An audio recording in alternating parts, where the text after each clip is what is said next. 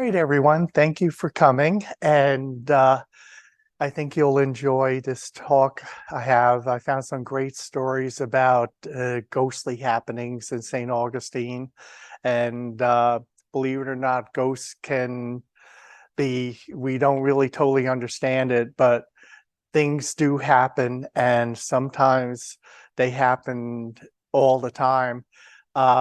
When I was in college in New York, I actually lived in a haunted apartment.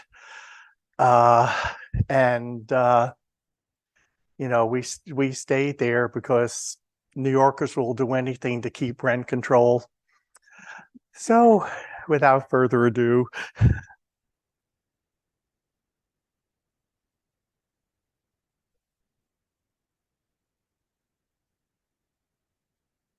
hey, well, first, what is a ghost? And I mean, this is a pioneer in the development of, parapsychology. Hans Holzer had multiple degrees, including a doctorate. So he wasn't some crackpot coming out, and he wrote a highly successful series of books in the 1960s. One of them was about him called Ghost Hunter. And he actually even investigated a ghost in a town I actually lived in New Jersey that had Revolutionary War background. And of course, that part of New Jersey, there was constant fighting between the British and the Americans in central New Jersey.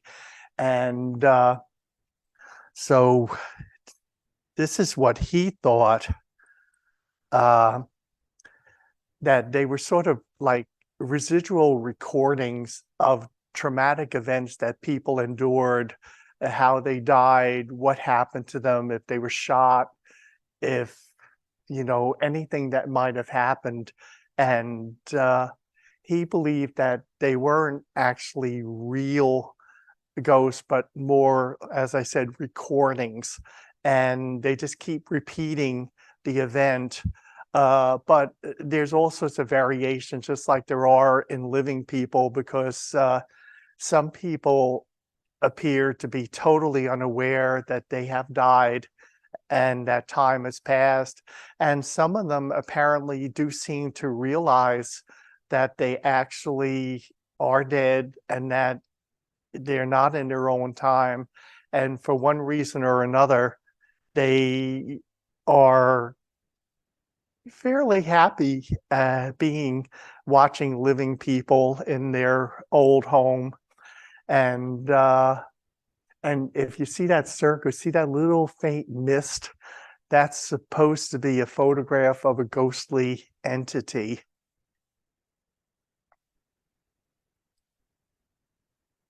And of course, now we get to St. Augustine. This is a vintage picture taken from the late 1800s. And luckily, the state of Florida and the Florida Memory, you put in the name of any community in Florida and you can get or county, you can get a whole raft of photographs. They have literally thousands of photographs, and dating back to the very first one taken in Florida in the 1840s of Key West.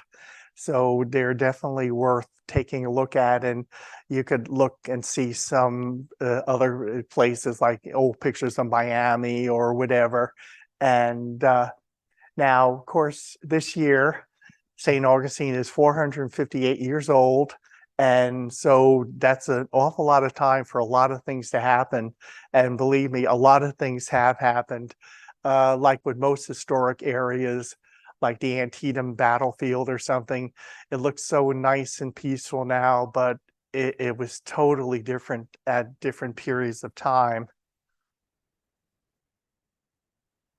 And starting with the native people, the Timucua, they believed, like many people in Europe also believed. I mean, the whole basis for the Salem witch trials were spectral evidence, strange beings, otherworldly beings taking possession.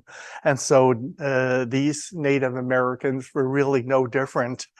And what they needed were intercessors, and usually they had shamans who were usually part of the ruling class who would interpret what the gods meant by whatever signs in heavens and everything. And they have occupied the area that's now St. Augustine for many, many hundreds of years, and we will see them again.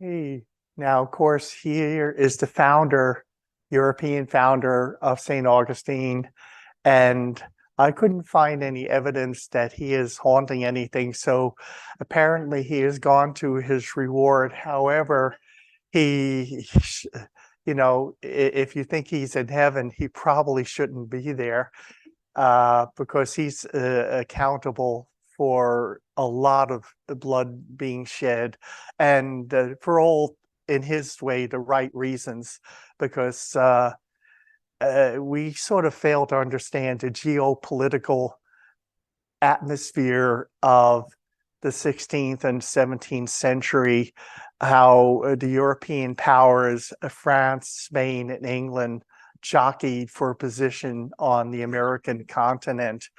And they took this very, very seriously. For instance, the whole reason why Savannah in Georgia exists was to be a buffer between St. Augustine and to protect Charleston, which was a bigger, older, more developed city, and of course, more vulnerable to attack. So the reasoning was by the English that, if they had to, the Spanish were heading for Charleston, they'd have to get through Savannah first. And of course, the Spanish responded in their own way, and we'll get to that. Now, this is one of the things that Menendez had to worry about. Sir Francis Drake in the war between England and Spain. This is the Spanish Armada War. He actually attacked the town, and as you can see, there's the channel, and there on the upper left is what we now call Old Town, and they actually, pretty much burned the whole town down and killed a bunch of people. And to this day, you can actually see reenactments of Drake's raid, and there's modern day people, and they have their pikes and halberds and everything. And the reason why I put this up is that many times when there are historical reenactments or commemorative ceremonies of a historic event, it somehow bestirs dormant spirits who become active in one way or another. I actually have another program about ghosts in the Civil War, and there was an event where a person who was there was taking pictures of the reenactors in costume. And when the pictures came back, the one picture she thought she would see of a young teenage boy, about maybe 17, standing aside, was totally blank. There was the grass there, the tree was there, the bushes were there. He wasn't there, but everybody else was. So it can actually happen. And of course, one of the most haunted places in town is the Castillo, which for purposes of just convenience, I'm going to just call Fort Marion from now on.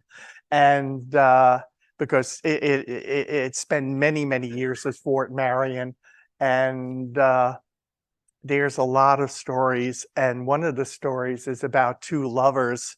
They were in the Spanish period, and it was between Dolores, the wife of the commander, and a young captain.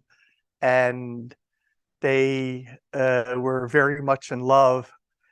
And according to the story, the captain was betrayed because when Dolores was in his arms, he got some of her orange blossom scent upon his clothing. And one time when he was in his commander's presence very closely, the commander smelled the orange blossoms. And that's when he knew something was up. And in revenge, he had them put into one of the casements, chained up and walled up.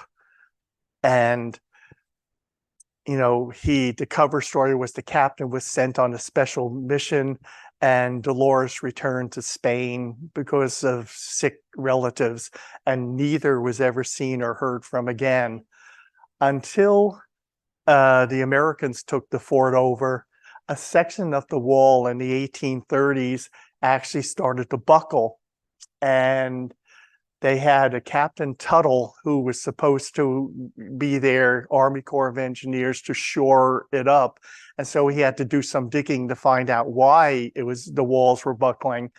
And that's when he found the chamber with the skeletons of Dolores and her captain. And he said he smelled orange blossom scent when he first got there.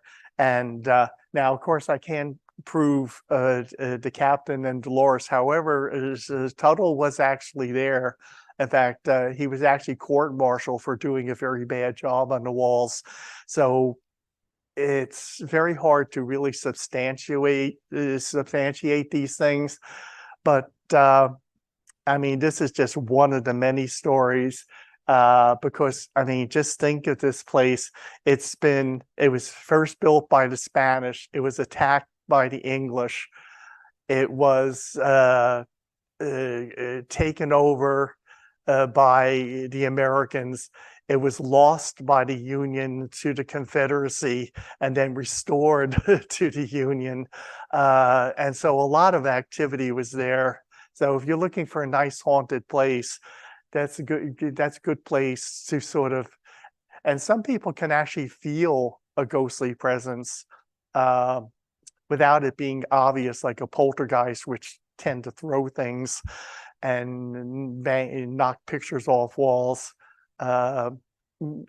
Professor Holzer, he considered some people to be sort of the difference between a regular radio and a shortwave radio. Some people are just better attuned and can actually do that, while others, and I guess the best ones, become clairvoyants, mediums, because they can actually see them and actually, find out what's going on with them.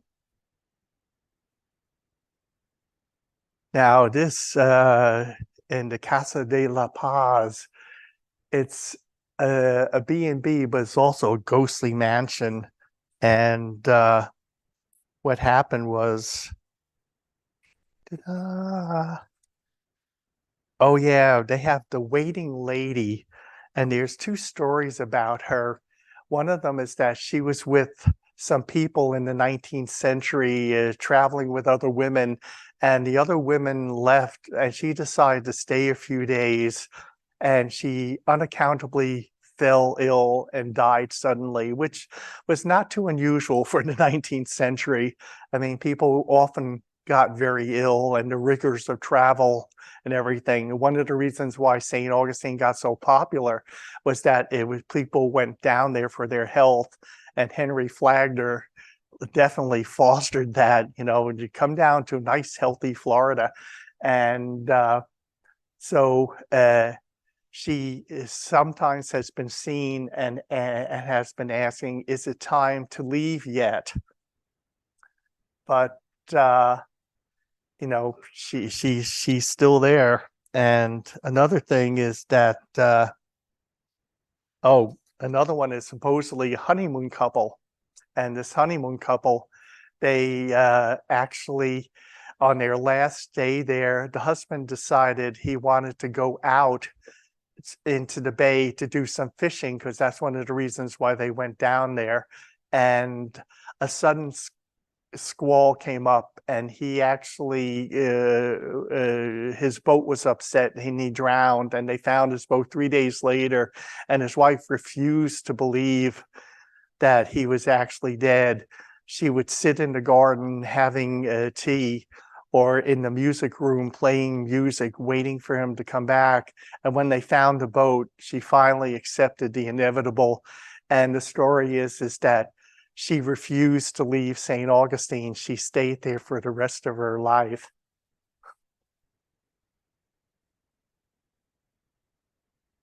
So we're going to do a metaphorical PowerPoint ghost tour. And there's plenty of ghost tours. If you ever go up there, I mean, they're all on the web. They tell you a little bit of where they're going and what they do. We took one that was very entertaining, and I'll tell you a little bit more, a little more unusual than many of them. Hey, come on. There we go. I got it. I got it. I got it. There we go.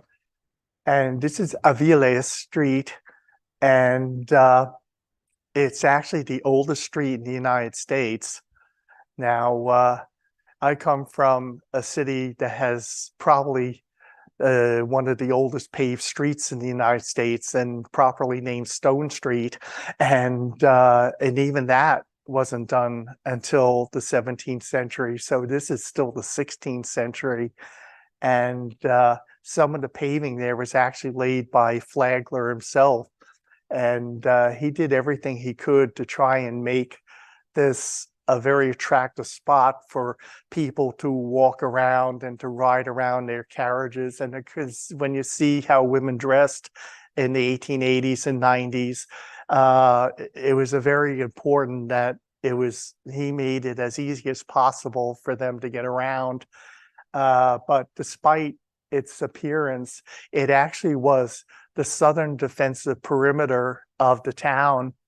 And over the years, there were fights, and there used to be a wall at the end. And so the wall is long gone, but over the years, they fought the English, they fought the Native Americans, they fought pirates, and I mean, so literally hundreds of people died there. So it doesn't look like they did, because there's no memorial, there's no cemetery.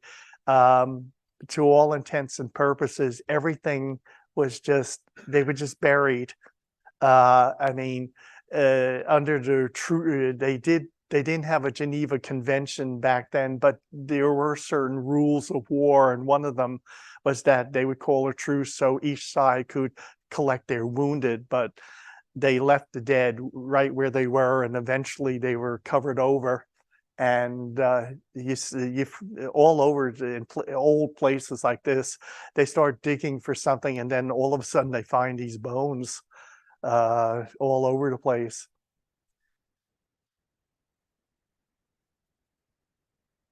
And this is Bridge Street. Apparently there were a lot of there was English raid there way back, and okay.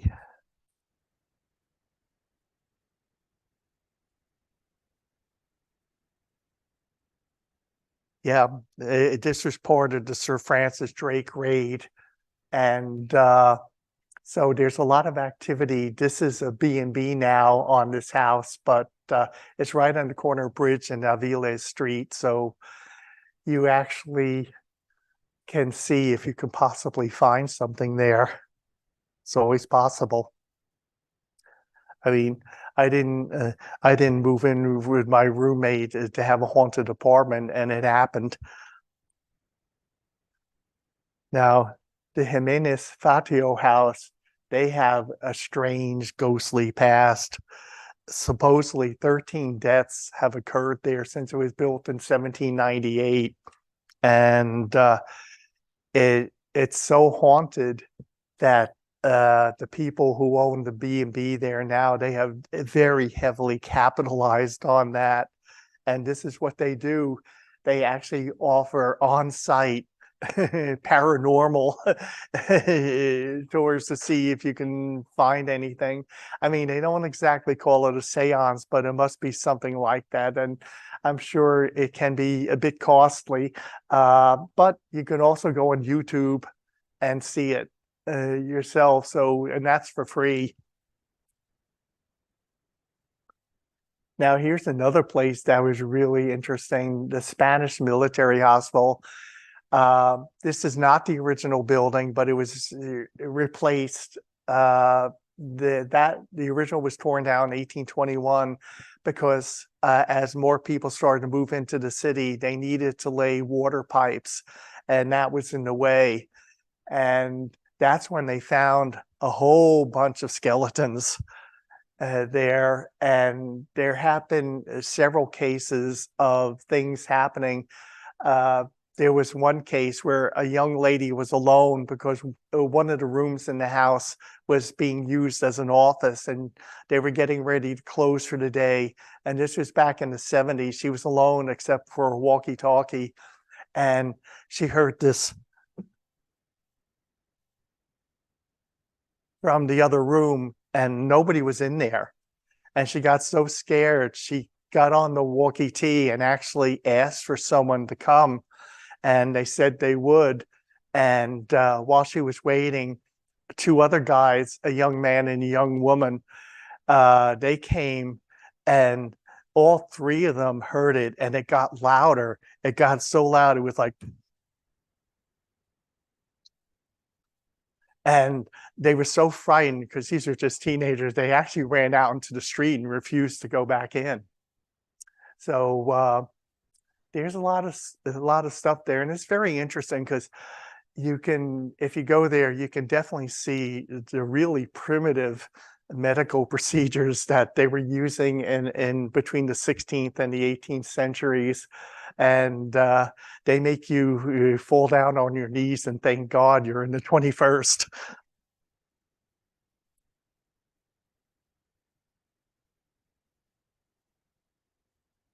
Oh, okay. In the St. Francis Inn, this is really from the 18th century, and supposedly people have said they have felt an evil or frightening, presence there.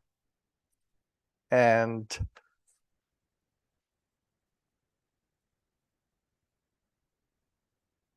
hey, yeah, and basically, some of the phenomena observed there are ghostly whispered sounds as though somebody was speaking from a long distance away.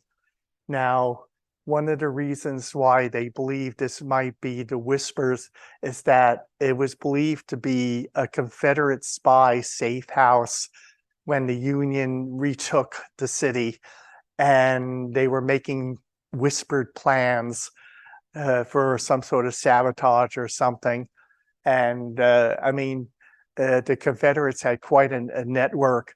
One Confederate saboteur actually set fire to Barnum's Museum right in the middle of New York in the Civil War. So I would not put it past them.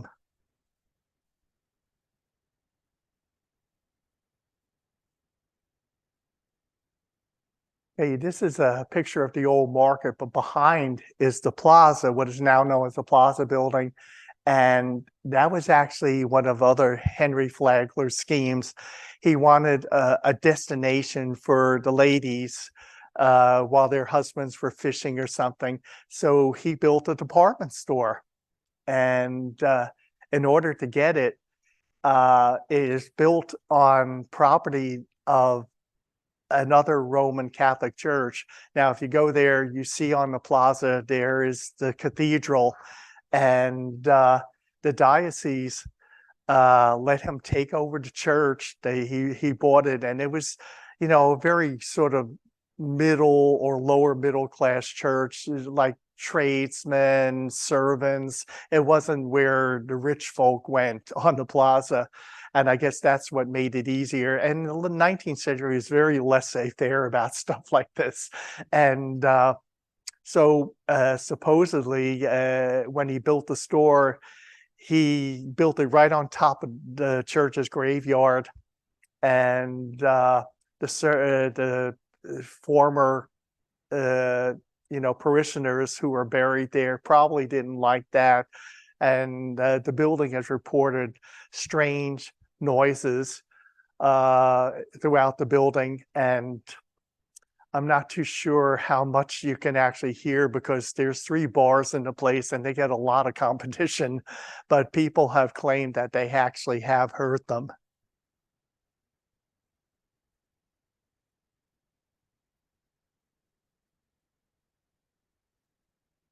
Okay, now the square here has always been used for various things. As you see, it was a market. It was the place where pronouncements had to be made by the Spanish authorities. And a little bit beyond the market was executions. And the Spanish had a very, very grisly form of execution. It was strangulation, but unlike the English or American method where you stood upon a high gibbet and they knocked post out from under it and you fell through a trap door and broke your neck. The Spanish had a horrible way to die, and it was called garroting. And what they did is that the person would be tied up against like a board, and the rope would be put through a hole and it would be wrapped into a stick, and they would twist. A big burly man behind would twist and twist and twist and twist and twist until you were dead. The Spanish were there from 1565 to 1821, so quite a few people probably were killed that way. A really horrible way to go. Now, Flagler College actually was the former Hotel Ponce de Leon. Henry Flagler built 3 hotels, and this was the first one. And it's got a lot of interesting details, like, for instance, since there was no piped water coming in order to make sure he had water for his guests, they had these towers in the corners, and they had large cisterns. That's how you got your water. And now in the 60s, it was converted to Flagler College, and now it's student housing. And supposedly that's how some of the stories came up, because Henry Flagler actually died there, and before his death, he requested, and this is a custom largely confined to Scandinavia, and he was not of Scandinavian blood, but apparently he knew of it, because when someone immediately dies, you're supposed to open the windows to allow their soul to escape. And according to the story, when he died, they opened the windows and prepared for a funeral, but a janitor closed all the windows and all the doors, and he couldn't get out. And sometime a long time later, in the 1960s or 70s, a young male student said facetiously that he wanted to meet Mr. Flagler. And well, one morning he got his chance. According to him, he was half asleep, and he felt someone looking at him. And when he thought it was just his roommate, and then he realized his roommate was not there. He had gone away at that particular time, and so he was alone in the room. Except, according to him, when he opened up his eyes, he saw this gray-coated, stern-visaged man staring down at him in a baleful glare, who just poof disappeared before his startled eyes. So he met Mr. Flagler.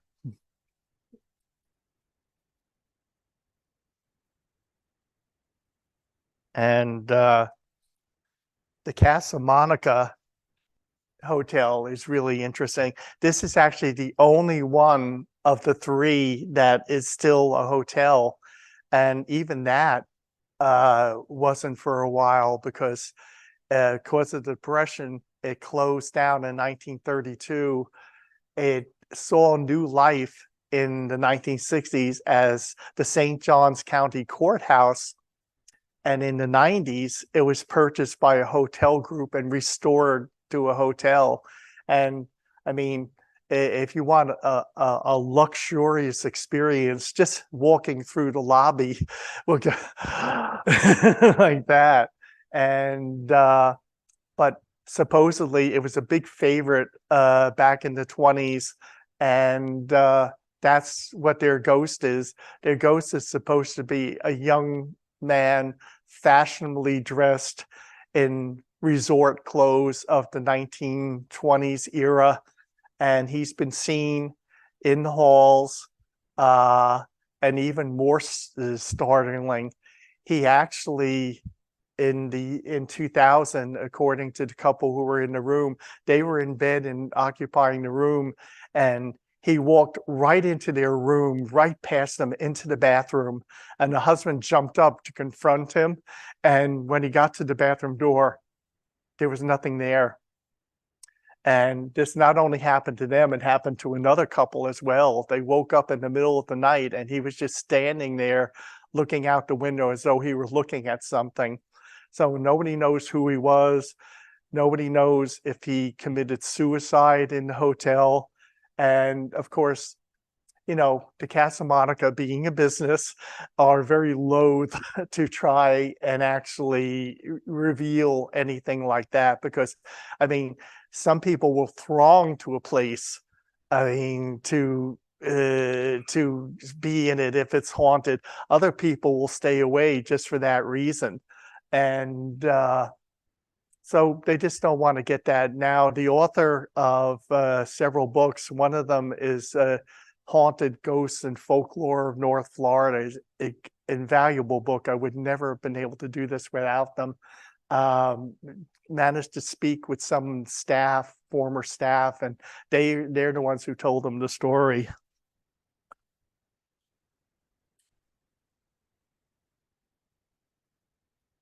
And hey, here we go.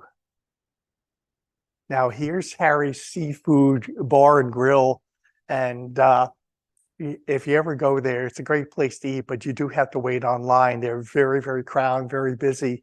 Now, the original building was built in 1702. This is not the original building because in 1887, the entire bayfront, everything burned down. So whatever you see today was built in an antique style. And even I actually remember it the first time I went there in 1959. I was 8.5 years old. St. George Street was still open for traffic. And people could drive right through the old city gates.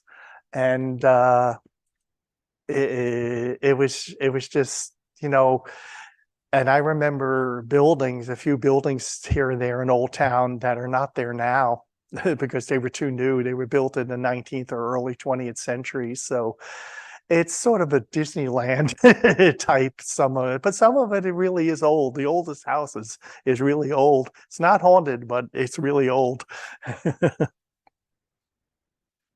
And apparently the ghost that's supposed to be there is of a woman. She was supposed to have perished in the fire of 1887, and a few people have seen her reflected in the mirror in the ladies' room upstairs. So if you go upstairs to the ladies' room, just remember there is one downstairs, so you can avoid that entirely if you wish. And you know, but otherwise, it's a really big, noisy, very well lit place. But that's the ghost that's in Harry's. And here's Treasury Street. Um, and that's that narrow street. This is St. George Street. This is a very old picture, as you can imagine. And like, for instance, you see that porch and that window, that building's there, but that feature is not there. A lot of things that were built after the 18th century were removed as the city started to get more tourist oriented. But the reason why Treasury Street is so narrow is because they were the goal to pay the garrison had to come all the way from Spain. I mean, under the Spanish, for one reason or another, St. Augustine never became a self-sufficient colony as many of the English colonies eventually did.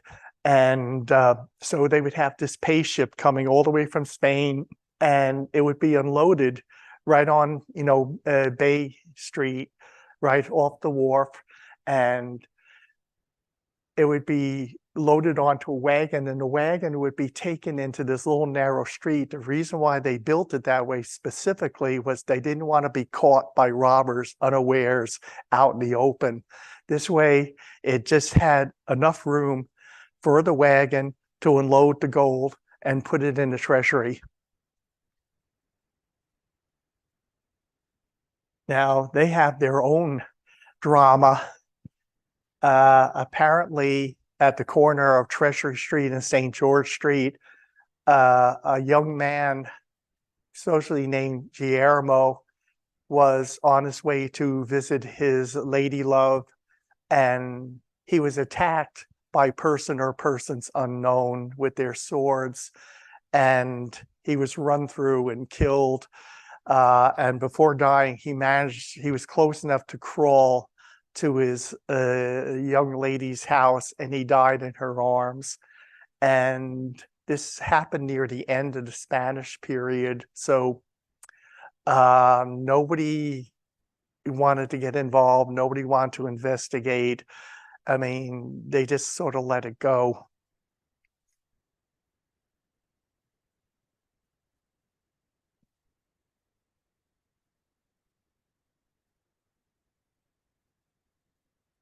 Hey, this is interesting. The bootlegger goes supposedly in the Casablanca Inn, which actually has the teeny martini bar in it.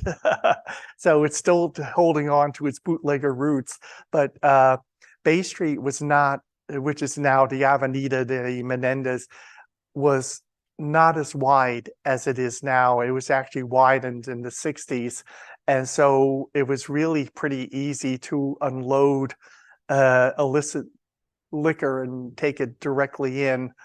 And the story is that the woman who ran it, it was in those days, it was called the Matanzas Hotel. She was having some money problems, especially as the economy started falling away around 1930, 1931. And of course, Prohibition didn't end until 1933. So she decided to make some cash and help the bootleggers. And whenever Treasury agents came down from Jacksonville, and they would lie in wait for the boats, hoping to catch them in the liquor, she supposedly went up to the roof to the Widow's Walk, and she would wave her lantern from left to right to warn the boats not to come in. And she was reportedly paid very handsomely for her services. And apparently she enjoyed it so much. People have said that you can actually see her occasionally on stormy, dark nights. You can see a lantern moving up there. So yeah, that's a lot of fun.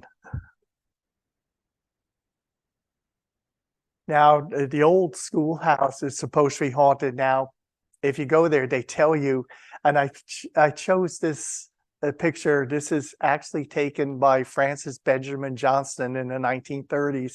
And if you see, you'll see parking, no parking. So it was still a commercial street. And if you go there, they tell you you can't go up to the second floor because the stairs and the second floor, they're not sturdy enough because it is the oldest wooden schoolhouse in the United States that still exists. The only one older is not made of wood. It was built in Staten Island, New York, about 20 years before this. But this is the oldest wooden one, so it really is the oldest. And people have said that they actually have seen a woman in a long dress with her hair in a bun, and she's like looking out the upper windows looking for someone, and she may be the wife of the first schoolmaster, but somebody even theorized she could also be a grown-up student who failed to learn their lessons, and they could be quite punitive back in those days. I remember reading a common trick in northern states where it snowed and got cold. People supported the school by delivering wood. Each family had to contribute wood for the schoolhouse. And if your parents didn't fork over in time, they would put you nearest to the door and furthest away from the fire. So lots of things happen in these old schoolhouses.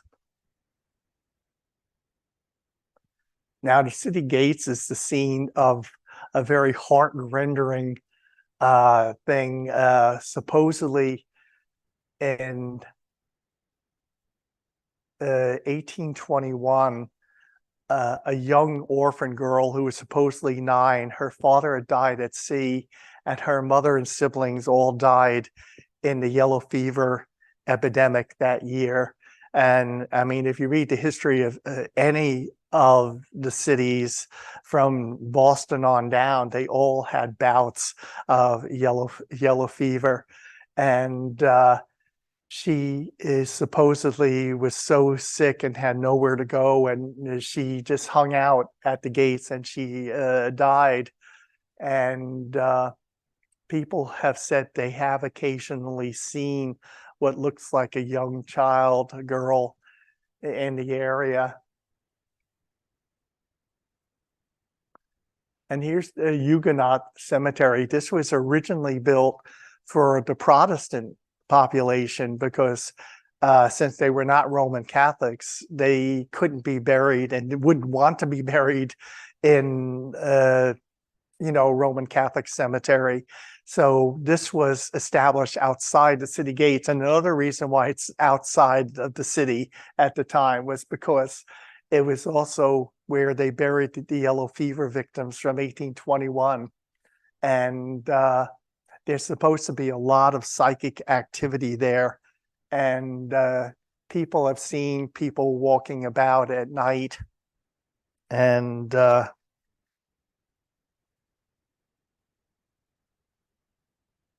here's the Tolomato Cemetery. Now, one of the hauntings is a boy. He used to play there when he was little, and he was very little. He was like 7. And the tree is actually still there. The story is that he toppled out of the tree and broke his neck. And people, if you go there on a quiet night, you might actually see him sitting in the tree.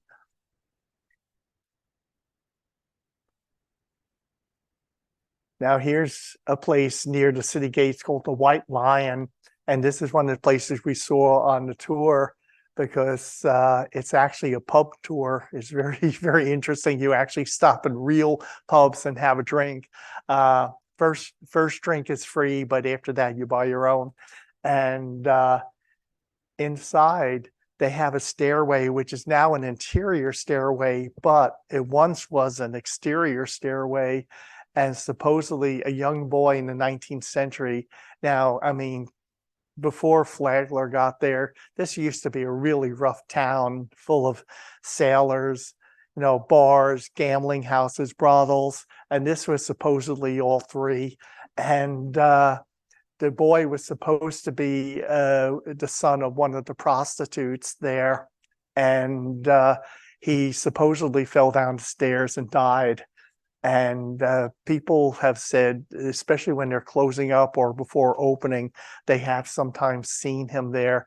And more often, they've actually heard him. They've heard the sound of a child laughing, and there's just nothing there.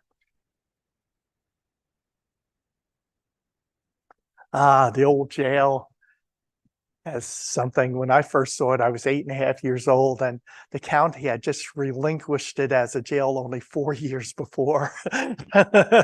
So it still had a lot of atmosphere, and it's still quite interesting to go through. But supposedly, one of the ghosts is a man who was a confidence man. He supposedly haunted the hotels and got acquainted with some rich, wealthy widows, and in one way or another managed to get money or jewelry from them.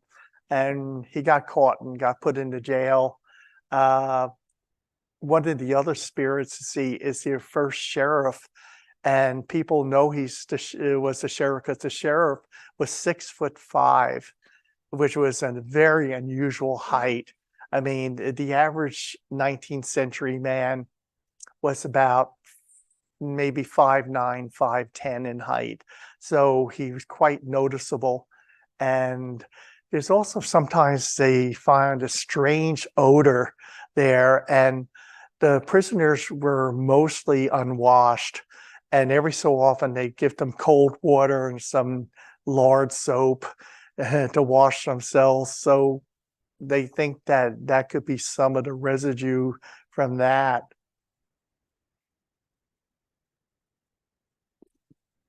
The Fountain of Youth. It's been linked to a lot of hauntings, but the only reason that I would think it would really truly be haunting is that in 1934, when they were doing some work on the property, they found hundreds of skeletons, which were dated to be Timucua. So this was actually a Timucua village at one time. And now, we all know the story of Ponce de Leon, who discovered the Fountain of Youth, and he was in the area. Whether he actually truly discovered it, you really couldn't find anything to totally document that. But he was in the area of St. Augustine in 1513, and he was the first European ever to get there. And what happened is that I have a feeling that this may have been a scheme of Mr. Flagler, because they started the original owner in the 19th century. He started having guests coming to visit as early as 1868, because after the Civil War, the country was back together. The railroads in the South had been repaired, and it was a perfect spot for winter-weary Northerners to come down and be in a nice, balmy climate. And this would be a great draw. After all, they were down there for their health, and a lot of them, especially those from New York, were used to going to spas like Saratoga Springs, where they drink this horrible seltzer water. And it is truly, you can drink it, but it is truly horrible. When we were kids, my sister did, and she spit it out on the ground, and Tommy, being the good little soldier he was, swallowed it, and it was horrible. So, I mean, we were just there last year, and we were there, but we didn't drink. But you can.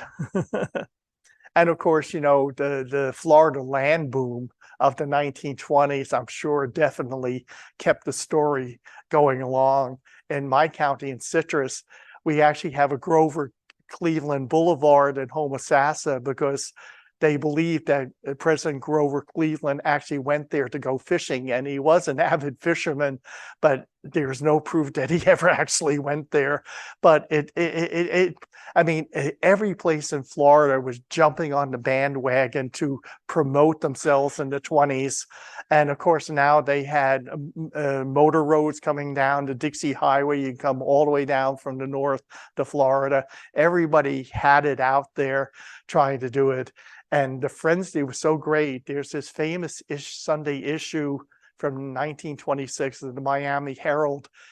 Every single page of the paper is a real estate ad. They didn't have room for anything else that day.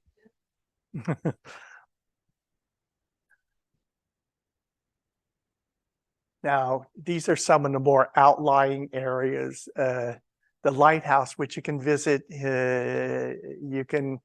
is known to be haunted because they had several tragedies there. One tragedy is of a lightkeeper in 1859. He supposedly fell while painting the tower and has been seen to haunt. Another one they believe is a lighthouse keeper who actually committed suicide there. And of course, suicide is very traumatic. That's a great way to become a haunt because there's so many things unresolved. And but the tragedy they is most known for is the Pity Girls. And in 1873, the Pity Girls, their father and mother came down from Massachusetts and to take over the lighthouse, and they were in a cart along the shore, and somehow or other it went awry. It was like a little pony cart. So the three girls and a young African-American girl, unfortunately, we don't know her name, but she was with them, and it toppled over into the water, and they tried to save them, but only one of the girls survived. And they had this huge public funeral in the town. I mean, people were very upset. And the Pitties actually took their remaining daughter and went back up north. But supposedly, the girls' spirits are said to still haunt the place. Now, this is a place that I couldn't find if it was actually haunted, but maybe it should be. Because remember I told you the story about Savannah, how it was meant to be a buffer? Well, the Spanish were doing the same thing, and this is about 3 miles north of St. Augustine, and it's a state park now, Fort Mose. And this was a very unique place because one of the big areas of conflict between the English and the Spanish was over the issue of slavery.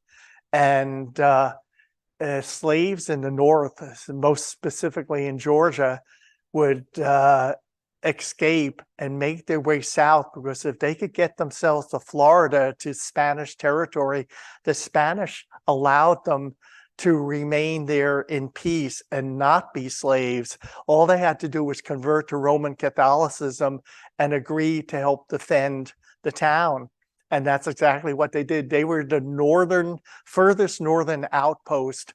So if anything happened, and they did actually have the founder of Savannah, Oglethorpe, actually attacked Fort Mose, and they were repulsed. And I mean, and these were very committed fighters. They were not going to be taken back into slavery again. They literally would not. But I don't know. I looked all over trying to find if it was haunted, but it didn't. But blood was shed, and wherever blood is shed, there's a good possibility. Almost done, folks. Now, here's another place. It's actually closer to Jacksonville, and yet it's very, very tied to St. Augustine, because this is part of the geopolitical politics thing I was telling you about, because not only were the Spanish trying to settle into Florida, but the French were trying to do this themselves, and they established Fort Caroline to get a beachhead, and Menendez snuffed them out. He attacked in force and there were 200 people there, and there were only 60 survivors, women and children. Everyone else was killed. And so when I told you Menendez had blood on his hands, I really did mean it. And I mean, these two places probably bear more investigation. Speaking of investigation, this is just one of the many, many ghost tours. And this is Ghost Tours of St. Augustine. It was very entertaining, very informative, and you get to drink. So it was a lot of fun. I do warn you, though, one of the places they take you to is a cigar place. So if you can't stand the smoke, you can sit outside. But it's actually a lot of fun. It's not something I would take the children to, the grandchildren, but definitely check it out, because most of them are a little bit more prosaic, where it's just simple walking tours. So this is one with a difference. And they even give you this. They give you an EMF, and it's supposed to actually pick up an electromagnetic field thrown off by a psychic phenomena. And if it goes red, it's there. And you can actually get these from Amazon. They're like $10. Now, find out more. This book was terrific. Florida's Ghostly Legends and Haunted Folklore. I mean, I just loved this book. It was great.